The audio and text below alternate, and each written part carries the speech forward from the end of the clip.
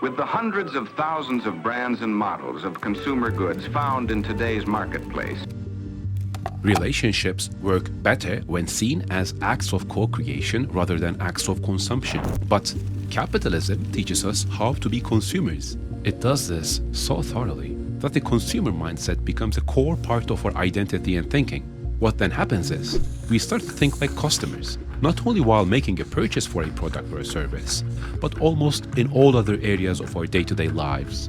Over time, we become habituated to think and feel like consumers first. We think on autopilot and come to expect customer satisfaction in every interaction. What's more, we are unconsciously groomed to demand well-optimized customer experiences in all facets of our walk through modern life. The huge problem begins when we reflexively carry this attitude to other realms of our lives, especially relationships. A real human relationship is less an act of consumption for the satisfaction of a singular party, but rather an act of co-building together. It becomes more valuable the more you spend time nurturing and growing it. It's not in any means an optimized experience. Sometimes it may be unpleasant, but hey, overall it is one of the most fulfilling aspects of being human. During interviews with people towards the end of their lives, the value of deep and meaningful relationships always top the list of things that make life worth living. However, with all modern influences of tech and meshed consumer-centric lives we have, we always feel something is amiss. It feels difficult. We understand the value of relations, but it all feels a bit forced. Should this not be more effortless? Was it always like this for people who lived in the past? What is pushing us in this direction? There are 4 sneaky ways customer-like thinking invades relationships like a virus and makes them dysfunctional. But before we dive into each, let us analyze why this economic system has to be inherently tilted to make us feel and act this way. The economic systems humans have built over the last 100 years is nothing short of amazing, built on the backbone of surprisingly few basic rules governing supply, demand, money, and credit. We managed to build a constellation of companies and governments, allowing all people and all commercial entities to participate in an intricate game of signals. In How the Economic Machine Works by Ray Dalio, which is by far the best 30-minute exploration of our economic system ever created, it is easy to see how much information actually flows in active markets. The unit price of a single item carries within a massive equation with tons of variables. This complex mess, in most cases, actually does a great job of communicating how much demand or supply of a given good or service exists. It prices availability, convenience, luxury, and even future risk. Credit, backed by central banks and governments, accelerates the building of even more wealth, which feeds into the growth of economies. At the heart of it all is demand, with capital D. In fact, if there is no demand, there is no market. So the whole thing is tilted to incentivize a steady increase in consumer demand. It keeps the wheels oiled and in motion. Although not all consumers are big spenders, remember that there are 8 billion of us. Let's zoom out for a second and look at the bigger picture. This economic model might work for keeping economies afloat, but why is it so difficult to have conversations around how it shapes us? Yes, if we don't get what we want, one way or the other, whether it's through you, through a military... Of course, the major issue here is that it is political and polarizing.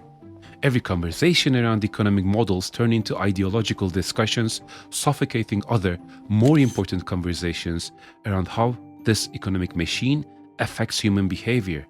I think we can all agree that nobody needs another dead-end debate framed within a simplistic duality of capitalism versus socialism. Like the fish that aren't able to see water, we fail to understand how this system molds and shapes us, especially in some personal areas of our lives, such as romantic, family, and friendship relations that are best kept out of the domain of the commercial. The sneaky mind virus of consumer-like thinking bleeds into how we conduct our relationships in 4 specific ways. Number 1, buy a new one rather than fix the old. Most of what defines a relationship has less to do with the actual people involved in them and more to do with shared memories. What makes them beautiful is that although they're imperfect and messy, they are a part of you. They become a part of you because you have decided to spend the most valuable things you have, your time and energy, on that person. In this regard, relationships are less like items of luxury and more like trinkets that have little monetary value but mean the world to you. They are intangible and un-tradeable. However, in a world where everything can be acquired on demand, it is an easy mistake to think there might be a better relationship just around the corner. Just like it is the case for most things we purchase. There's mostly an alternative, and more often than not, you receive a better service or a product the more you can pay for it. The supply chains of the world are currently designed in a way where it makes more sense to order a new set of shoes rather than fix your old ones. And that habit stays. Number 2, chase the deal. Give minimum to take maximum. A good deal is a win. That sweet dopamine hit. A game where you optimize to spend as little as you can for the maximum value you can take. I bought this at a 50% discount. It's a steal. Not only that, as a customer, what you give is limited to money and not much else, i.e. you don't give time, patience, or mental energy most of the time. What you give is quantifiable. The rest of that interaction is what you take. If you don't receive a service that is worth the money you spent, you see that as bad service. But relationships aren't like that. There are times where you have to disproportionately give, with no clear expectation of immediate return.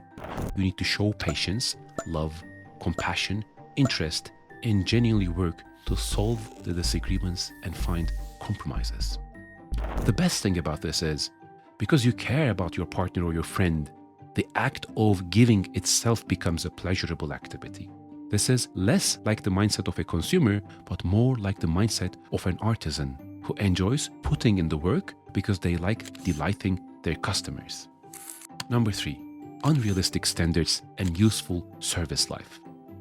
A human relationship is philosophically different than choosing a restaurant with the highest star rating or the backpack with the best features.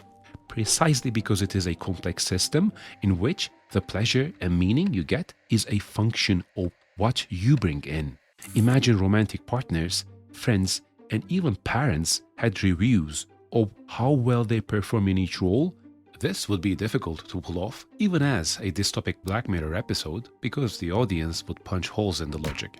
Your experience with your best friend is a beautiful and messy bundle of chance, emotions, time, values, genetics, culture, and more. Products are used up. Like the battery of a brand new laptop, it will only go downhill until it needs to be replaced. Relationships have the exact opposite value graph. They start out with little value. They will appreciate in value with time. Imagine the headline, Warren Buffett and Charlie Munger recommend investing in friendships during inflation as an appreciating asset. It would be funny, but it would also be accurate. Number 4, consuming is fun. Working is a drag. It's easy to make the mistake and think what makes relationship valuable is what you receive, not what you contribute. The focal point of our consumerist culture is not what we can build and contribute to society, although there are situations which prompt us to focus more on building and creation rather than consumption. The majority of the daily experience of adults are designed around seeking dopamine from consumption itself. Consumption of food, media, clothing, tech products, and everything else. Ask yourself this question. Of the activities that you found pleasure in over the last year, what percentage of them were acts of consumption versus acts of creation? How many times have you been in a social event where the focus was building something together as opposed to consuming something together? There's a different kind of pleasure, almost something beyond pleasure. A type of existential satisfaction, like the defying of our mortality that comes with acts of building. If we can force ourselves to change our framing of what makes a relationship good within this logic, we should be able to focus more on how we can be better builders of relationships too. Now we're on to a final fascinating question.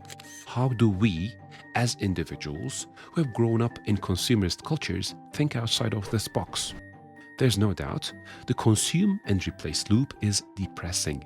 But because the way a consumerist culture makes us think is so penetrating to every breath we take, the popular wisdom is this: if you're not happy in a relationship, it's because it's not with the right person. While this is not entirely false, of course, it's only one part of the equation we became overly obsessed with, ignoring the second and perhaps the more important half. Here are questions we need more of. How much work have you put in to make it work? How much have you built? How much have you given? This is true for friendships, as well as work, family, and romantic relationships. Point of this video essay, of course, is not to blame the economic system for your personal relationships. That would be too easy. You're the agent of your life. It is to understand a thread that is pulling you to a certain direction that you might not have been previously aware of. One of the best neuroscientists of our time, Dr. Robert Sapolsky, is currently working on a book in which he's making the point that there is no free will. I don't think we have a shred of free will. Or at best, the room for free will is less than we think it is. Our brains are massively complicated and complex input-output machines operating mostly at a level beyond our momentary consciousness. Habits we build as consumers seep into other areas of life and format our behavior as well as thinking, and not always in the most positive of ways. We are not powerless though. We can build new habits. We can change our thinking when we want. The quickest way we can gain some control is to be aware of what is shaping us beyond our recognition and equip our thinking with some counterintuitive questions that go against the grain. I would like to leave you with this. Next time you're thinking about relationships or perhaps chatting with a friend to help them find a new perspective, run this thought experiment. How would someone who hasn't grown up in a society where pleasure is so closely associated with consumption think and act differently? You've been listening to The Pantheon. If you found this valuable, consider subscribing for more out-of-the-box thinking on human behavior, society, science, art, and more.